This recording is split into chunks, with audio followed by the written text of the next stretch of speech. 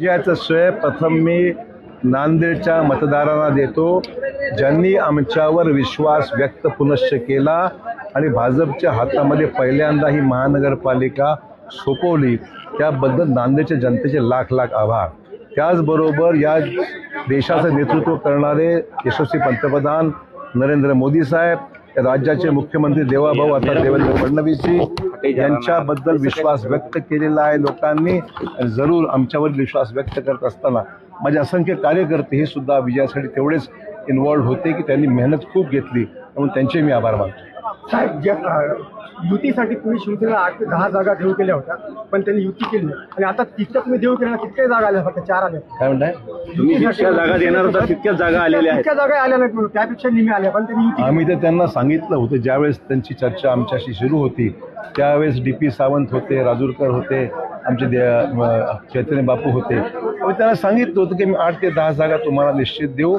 ते करत असताना बरीच कसरत होती, परंतु आमच्या कार्यकर्त्यांना थोडंसं बाजूला सारून सुद्धा आम्ही द्यायला तयार होतो, पण त्यांनी आमचं ऐकलं नाही दुर्दैवाने। ठीक आहे, परंतु आपण पाहिलं युती झाली असती तर कदाचित त्यांनाही त्रास झाला नसता।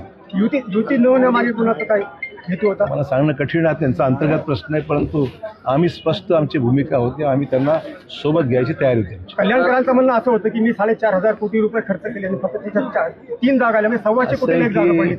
काम करणं कशासाठी?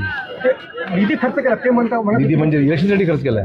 त्यांचं म्हणणं असं होतं की मी निधी खूप खर्च केला, विकास कामं केली, त्यामुळे मी स्वतः माझ्या खूप जागा। असं आहे की आम्ही सुद्धा या जिल्ह्याचं आज नाही, गेल्या 40 वर्षापासून या जिल्ह्याचं नेतृत्व करतो, राज्याचं मी नेतृत्व केलेलं आहे, जिल्ह्यातले सुद्धा विकासाच्या कामाला आम्ही लोकांनी काम केलेलं आहे।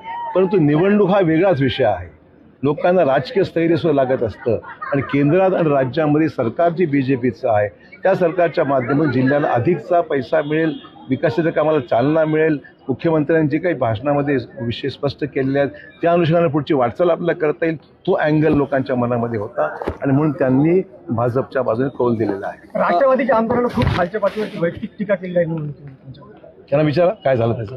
राष्ट्रवादी आणि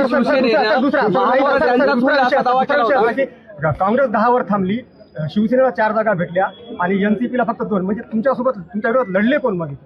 त्यांनाच विचारा, मलाच माहीत नाही। आम्ही तर जे आमच्या विरोधात ते आमच्या विरोधात, जे आमच्या विरोधात लढले ते आमच्या विरोधात, हीच आमची भूमिका आहे। ठीक असं आहे, काँग्रेसची स्पेस कोणीतरी घेणारच होतं।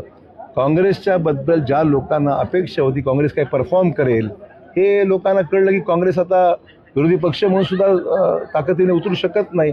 ह्याची ज्यावेळेस लोकांना प्रचिती आली त्यावेळेस त्यांनी पर्याय MIMला निवडलं, आज स्पष्टपणा लागेल। ज्या शिवसेनेनं आणि राष्ट्रवादीनं महापौर पदावर दावा केला होता त्यांना केवळ 4 आणि 1 जागा मिळालेली, राष्ट्रवादीला केवळ, हे कसं पाहतात? नाही, असं आहे की दावा करणं सोपं आहे, पण दावा करण्यात आपण विसरतो की तेवढं संख्याबळ आपल्याकडे आलं पाहिजे। आज आम्ही कधीही दावा कुठलाही अगोदर केलेला नाही, पण आज आमचं बहुमत असल्यामुळे निश्चित आमचा दावा राहणार आहे, कारण महापौर आमचाच झाला पाहिजे हीच आमची भूमिका आहे आणि त्यासाठी आमच्याकडे संख्याबळ आहे। आज लक्ष पुढचं काय आता?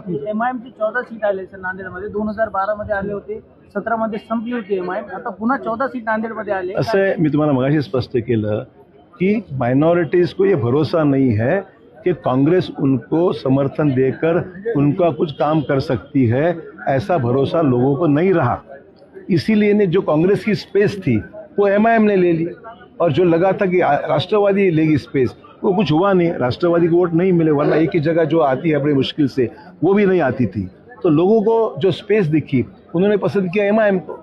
पुन्हा एकदा नांदेडमध्ये आलेले आहे, ते भाजपाला सपोर्टिव्ह आहे की भाजपा? नाही, भाजपा MIMला सपोर्ट करणं किंवा MIMचा सपोर्ट घेण्याचा प्रश्नच उद्भवत नाही। विरोधी पक्षात बसणार त्यांना विचारा, मला माहित नाही। जिल्हा परिषदमध्ये काय परिस्थिती? जिल्हा परिषद नक्कीच आम्ही पूर्ण ताकदीने लढवू आणि जिल्हा परिषद भाजपच्या ताब्यात येईल याकरता पूर्ण ताकदीने आमचे नेते कार्यकर्ते सर्व कामाला लागतील। 2 आघाड्या थांबल्या होत्या, 18 मध्ये 7 मध्ये दोन्ही पडल्या, शहर विकास आघाडी आणि महात्मा। ठीक आहे, त्यांनी प्रयत्न केला त्या ठिकाणी आणि काँग्रेसने त्याला जवळ केलं नाही म्हणून त्यांनी स्वतःच चुकवते, भाजपकडे याचा प्रश्नच नव्हता, त्यांना आघाडी त्यांनी फक्त, तर काँग्रेसने तिकीट दिले असते कधी काँग्रेसने गेले असते ते, पण काँग्रेसने नाकारलं, मग त्यांना आघाडी उभा करावी लागली, पण यश आलं नाही त्यांना। ओके, धन्यवाद, थँक्यू।